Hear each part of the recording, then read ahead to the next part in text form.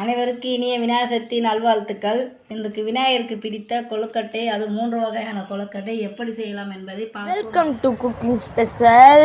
நம்ம குக்கிங் எப்பவும் ஸ்பெஷல். கொழுக்கட்டைக்கு எப்படி ரெடி பண்ணுறத நான் காமிக்கிறேன் பாருங்கள். ஃபஸ்ட்டு இந்த மாவுக்கு தேவையான அளவு உப்பு நம்ம போட்டுக்கணும். இது தண்ணியில் சேர்த்துக்கிறதோட மாவில் சேர்த்து பிசைஞ்சிக்கோங்க.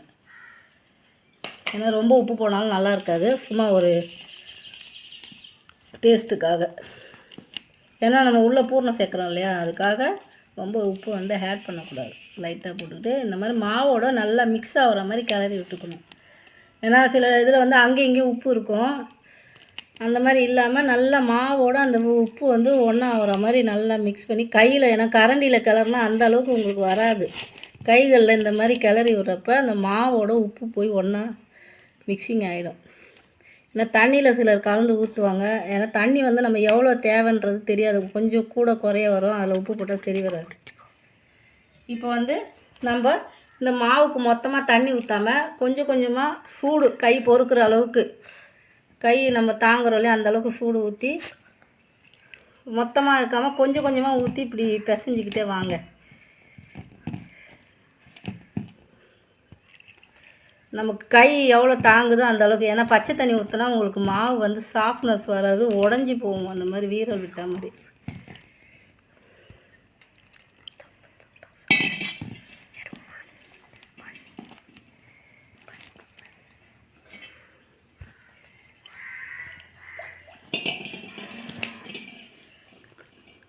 இப்போ வந்து நம்ம வந்து அந்த வெல்லம் காமிச்சோம் இல்லையா, வெல்லத்தில் வந்து அந்த பொடி பண்ணி வச்ச அந்த எள்ளு சேர்த்து மிக்ஸ் பண்ணிக்கணும். தேவைப்பட்டவங்க கொஞ்சம் நெய் ஆட் பண்ணிக்கலாம். நான் டேஸ்ட்டாக இருக்கணுன்றதுக்காக நெய் லைட்டாக தேர்த்துக்கிறேன், ஏன்னா கொஞ்சம் வாசனையாக இருக்கும். அந்த தேங்காய் திருவி வச்ச தேங்காவை சேர்த்துக்குங்க, வதக்கி வச்சிங்களா அந்த தேங்காய் சேர்த்துக்குங்க. சேர்த்துக்கிட்டு நல்லா மிக்ஸ் பண்ணி விட்டுக்குங்க.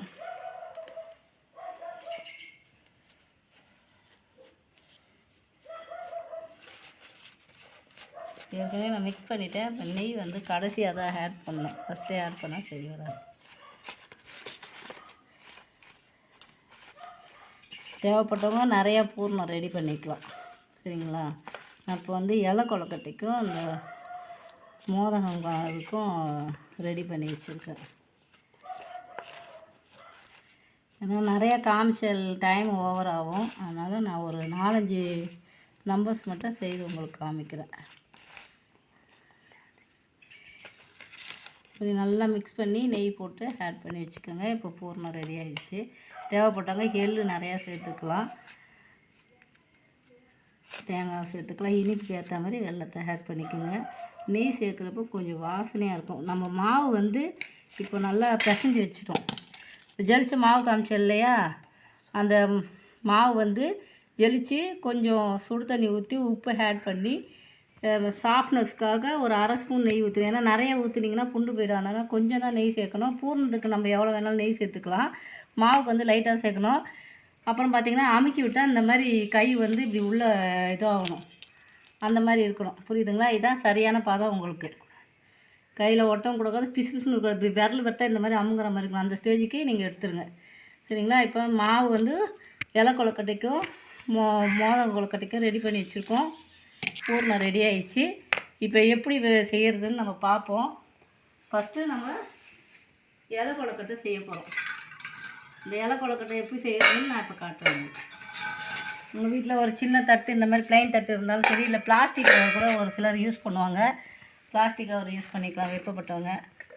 லைட்டாக இந்த இலைய அந்த தட்டு மேலே வச்சு லைட்டாக தண்ணி இப்படி வச்சுருங்க. ஏன்னா தண்ணி புடம்பெல்லாம் நமக்கு வந்து ஈஸியாக வரும் கொழுக்கட்டை. ஏன்னா ரொம்ப நிறைய வச்சிங்கன்னா கல் மாதிரி ஆகிடும். லைட்டாக மாவு வச்சுக்கோங்க. இந்த தண்ணி வச்சதுனால நமக்கு நழுவி இலவாக வரும். இலகி வருது பார்த்திங்களா, இந்த தண்ணி இல்லைன்னா இந்த இலையோட ஒட்டிக்கும். இந்த மாதிரி எவ்வளோக்கு எவ்வளோ மெலிசாக நம்ம பண்ணுறோமோ அவ்வளோ வந்து நமக்கு சாஃப்ட்னஸ்ஸாக இருக்கும், சாப்பிட்றப்ப நல்லாயிருக்கும்.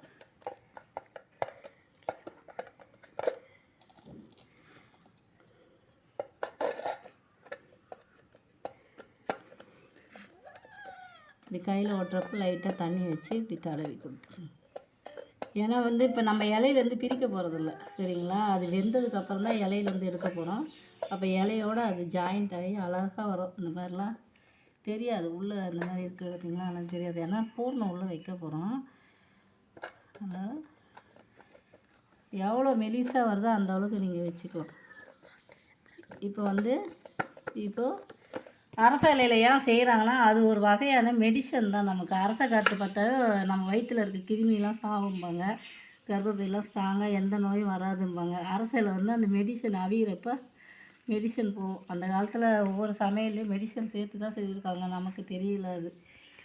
இப்போது ஏன்னா நம்ம நார்மலாக செய்தால் சாப்பிட மாட்டோம். அந்த மாதிரி இந்த மாதிரி ஃபெஸ்டிவலில் நம்ம செய்து கொடுக்குறப்ப குழந்தைங்க விரும்பி சாப்பிடுவாங்க, உணவாகவும் இருக்கும் மருந்தாகவும் இருக்கும். இப்போ பூர்ணம் வந்து இது தேவையான அளவு நம்ம உள்ளே எவ்வளோ கொள்ளளவு இருக்கோ அந்த மாதிரி வச்சுருங்க. வச்சுட்டு லைட்டாக இது ரெண்டும் ஒன்றா சேர்கிற மாதிரி இப்படி ஒன்றோட ஒன்று அப்படியே மடித்து விட்டுருங்க. அவ்வளோதான். இப்போ பூர்ணம் இலை கொழுக்கட்டை ரெடி. அது வராதவங்க இந்த மாதிரி ப்ளைன் கவர், பிளாஸ்டிக் கவர் நம்ம வீட்டிலே மல்லிகை சாமானை கொடுப்பாங்க, அதை வச்சு தூக்கி எறியாமல் வச்சுக்கிட்டு லைட்டாக அதில் தண்ணி லைட்டாக தொட்டுட்டு இப்படி அப்ளை பண்ணுங்கள். எவ்வளோ மெலிசாக பண்ணுறீங்க அவ்வளோ உங்களுக்கு நல்லாயிருக்கும் சாப்பிட, மெத்து சாஃப்டாக. இந்த மாதிரி பண்ணிட்டீங்க. இப்படி லைட்டாக இப்படி பண்ணவே அழகாக வந்துச்சு பார்த்திங்களா, எவ்வளோ அழகாக வந்து பாருங்கள். இப்போ கையில் அப்படியே போட்டு லைட்டாக இப்படி குவிங்கன்னா இப்படி கிண்ண மாதிரி வரும். அதில் இந்த பூர்ணம் எவ்வளோ தேவையோ அதுக்கேற்ற மாதிரி வச்சுட்டு அப்படியே நடுவில் அப்படியே 3 நாப்பில் அப்படியே குவிச்சு கொண்டு வாங்க. அப்படியே சேர்ந்த ஆப்பில்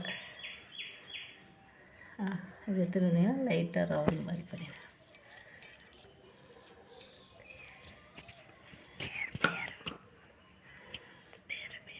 இது பேர் வந்து மோதகம் சொல்லுவாங்க. நம்ம செய்கிற டிசைன் தான், அவங்களுக்கு என்னென்ன டிசைன் விருப்பம் இருக்கோ ரவுண்டு ஷேப்பில் செய்யலாம், தட்டை ஷேப்பில் செய்யலாம். இந்த மாதிரி மோதகம் ஷேப்பில் அதுலேயே வரி வரியாக டிசைன் போடுவாங்க, அது மாதிரி செய்துக்கலாம். நம்மளோட ஆப்ஷன் தாங்க.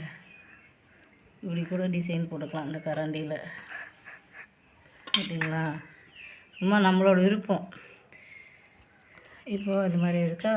இப்போது புடி கொழுக்கட்டை சொன்னேன் இல்லையா, நம்ம வந்து இலை கொழுக்கட்டை மோதகம் பார்த்துட்டோம். இப்போ புடி கொழுக்கட்டை நம்ம அந்த ஜெலிச்சு வச்ச மாவுலேயே நமக்கு எவ்வளோ தேவையோ அந்தளவுக்கு கொஞ்சம் மாவை எடுத்து வச்சுக்கிட்டு மீதியில் தான் நம்ம அது பண்ணோம். அந்த எடுத்து வச்ச மாவில் இந்த பாகு மாதிரி காய்ச்சி வச்சிருந்தில்ல, கம்மி பதம் வராமல் சாதாரணமாக அந்த எவ்வளோ தேவையோ அந்த அளவுக்கு ஊற்றி பிசைஞ்சு வச்சுக்கோங்க. கூட வந்து அந்த வறுக்காமல் திருவுன தேங்காய் அதையும் போட்டுக்கணும். ஏலக்காய் தூள் பண்ணி போட்டு தேவையான லைட்டாக டேஸ்ட்டுக்காக ஒரு பிஞ்சு, இந்த அளவுக்கு ஒரு பிஞ்சுன்னுவாங்களா அந்த அளவுக்கு உப்பு போட்டு ஆட் பண்ணிக்கிட்டு நல்லா பிசைஞ்சுக்கணும். ஒன்றோட ஒன்று நல்லா ஆட் ஆகணும். இது ரொம்ப சிம்பிளானதுங்க, குழந்தைங்க விரும்பி சாப்பிடுவாங்க. சாதா டைமில் கூட நீங்கள் வீட்டில் ஸ்நாக்ஸ் மாதிரி ஈவினிங் செய்து கொடுக்கலாம், ஓகேங்களா. இது வந்து வெல்லம் இருக்குது, தேங்காய் இருக்குது, ப்ரோட்டீனு அயனு எல்லாமே இருக்கிறதுனால இது குழந்தைங்களுக்கு சத்து ஈவினிங் டைம் செய்து கொடுக்கலாம். இது வந்து பிள்ளையாருக்கு பிடிச்ச கொழுக்கட்டை. இது வந்து புடி கொழுக்கட்டை சொல்லுவாங்க. உங்கள் சைஸுக்கு ஏற்ற மாதிரி சின்னது பெருசுங்கிற மாதிரி. ஒரு சிலர் வந்து தேங்காய் திருவி போடாமல் பல்லாக போடுவாங்க, நச்சு சாப்பிடணுன்னு. இந்த மாதிரி வச்சுக்க வேண்டியது தான். தேங்காய் திருவி போட்டால் குழந்தைங்களுக்கு வந்து மெல்றதுக்கு ஈஸியாக இருக்கும். நம்ம ஒரு சிலர் வந்து பல்லாக நறுக்கி போடுவாங்க, அது வெளியில் அழகாக தெரியும், டிசைன் மாதிரி இருக்கும். இந்த மாதிரி தேவையான அளவு சின்ன சைஸ் பெரிய சைஸ் சொல்லிட்டு இப்படி வச்சுருங்க. இப்போ என்ன ஆச்சுன்னு பார்த்தீங்கன்னா, இப்போ நம்ம இட்லி குண்டால் எல்லாத்தையும் அப்ளை பண்ணுறோம். புடி கொழுக்கட்டை, மோதகம் கொழுக்கட்டை, நம்ம இலை கொழுக்கட்டை. இங்கே பாருங்கள், இலை கொழுக்கட்டை இது அரசமலை இலையில், இது மோதகம். இந்த பாருங்கள் என் பையன் எவ்வளோ அழகாக செய்திருக்கான் பாருங்கள் டிசைன். இந்த மாதிரி டிசைன் கூட அப்ளை பண்ணிக்கலாம், சின்ன குழந்தைங்களுக்கு ஏற்ற மாதிரி என் பையன் செய்கிறது. இது வந்து நம்ம என்ன டிசைன் உங்களுக்கு விருப்பப்படுமோ அது மாதிரி செய்துக்கலாம். இந்த இலை கொழுக்கட்டை அவ்வளோ நல்லது. இப்போ பாருங்கள், புடி கொழுக்கட்டை, மோதகம் கொழுக்கட்டை, இலை கொழுக்கட்டை. இப்போ என்ன பண்ணால் முடிஞ்சிச்சு. நம்ம இப்போ வந்து அப்படியே ஸ்டவ்வில் எடுத்து மூடி வச்சு அவிக்க போகிறோம், சரிங்களா. இப்போ அவிச்சதுக்கப்புறம் நான் திறந்து காமிக்கிறேன். கொழுக்கட்டை பார்த்தோம், 3 வகையான கொழுக்கட்டை. இப்போ பிள்ளையாருக்கு பிடிச்ச சுண்டல் பார்க்குறோம். இதில் வந்து நைட்டே வந்து இந்த சுண்டலை வந்து ஊற போட்டு எடுத்துக்கோங்க. காலைல 2 விசில் போட்டு குக்கரில் அவிச்சிட்டு தேங்காய் திருவி வச்சுட்டு கடுகு உளுத்தம் பருப்பு போட்டு ஒரு விருப்பப்பட்டவங்க காஞ்ச மிளகா போட்டுக்கலாம், இல்லை பச்சை மிளகா எது வேணாலும் சேர்த்துக்கலாம் அவங்க விருப்பத்துக்கு ஏற்ற மாதிரி. அப்போ கடுகு உளுத்தம் பருப்பு, காஞ்ச மிளகா கிள்ளி போட்டு கருவேப்பிலை போட்டு தாளிச்சிட்டு சுண்டலையும் போட்டு ஒரு வதக்கிட்டு தேங்காய் திருவி வச்சுருக்கீங்களா அதையும் போட்டு நல்லா எல்லோட ஜாயிண்ட் ஆகிற ஒன்றோட ஒன்று கலக்கிற மாதிரி மிக்சிங் ஆகிற மாதிரி எல்லாத்தையும் ஒரு வகையாக கிண்டி விட்டுட்டுங்க. இப்போ நம்ம சுண்டல் ரெடி ஆயிடுச்சு. ஓகேங்களா? இப்போ நம்ம வந்து கொலக்கட்டை இந்த பக்கம் வேக வச்சுருக்கோம், அது வெந்துச்சான்றதை பார்ப்போம். இப்போ பாருங்கள், இப்போ சூப்பரான சுண்டல் வந்து நமக்கு ரெடி ஆயிடுச்சு. தேங்காய், கடுகு உளுத்தம் பருப்பு, கருவேப்பிலை, பச்சை மிளகா, காஞ்ச மிளகா யூஸ் பண்ணிக்கலாம் விருப்பப்பட்டவங்க. இப்போ சுண்டல் ரெடி. இப்போது நம்ம வேக வச்சுருந்தோம் இல்லையா, இப்போது அந்த கொலக்கட்டை எப்படி வந்திருக்குன்னு நம்ம பார்ப்போம். சரிங்களா?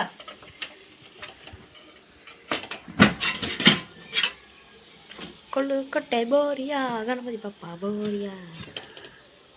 பாருங்கள், சூப்பராக வெந்து வந்திருக்கு. செமையான ஃப்ளேவர். பாருங்கள், இலை கொலக்கட்டை, புடி கொலக்கட்டை, மோதகம் கொலக்கட்டை. பார்த்திங்களா எவ்வளோ அழகாக வந்திருக்கு. இதிலே வந்து இலை கொலக்கட்டையிலே வந்து நம்ம இலை வைக்காமல் ப்ளைனாகவே கவரில் தட்டி ப்ளைனாக வச்சுக்கலாம். இப்போ பாருங்கள் எடுக்கிற எப்படி வருதுன்னு பாருங்கள். சூடாக கையில் எடுக்க முடியாது, சூடாக இருக்கும், ஆற வச்சு எடுக்கலாம் நம்ம. இல்லை சூடோடு பொறுக்கிற மாதிரி எடுக்கிறதா இருந்தாலும் எடுத்துக்கலாம், ஆனால் சேஃப்டியாக எடுங்க. இப்போ லைட்டாக தண்ணி தொட்டுட்டு எடுத்து வச்சுக்கோங்க. நல்லா வெந்திருக்கு. சூடாக இருந்தால் லைட்டாக அப்படி தண்ணியில் நினச்சிட்டு ஆறிட்டும் எடுக்கலாம், ஒன்றும் பிரச்சனை இல்லை. நான் உங்களுக்கு காமிக்கிறதுக்காக எடுக்கிறேன். பார்த்தீங்கன்னா சூப்பராக வந்திருக்கு. பாருங்கள், தேங்காய் நல்லா ஹேட் ஆகிருக்கு. இப்போது இந்த இலை கொலக்கட்டை பார்க்குறோம். இப்போ சூப்பராக வந்துட்டு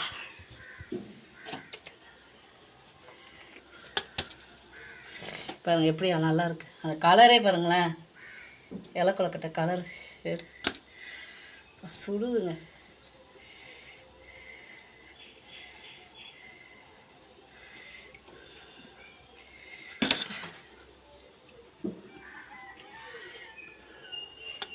இப்போ இந்த மோதகம்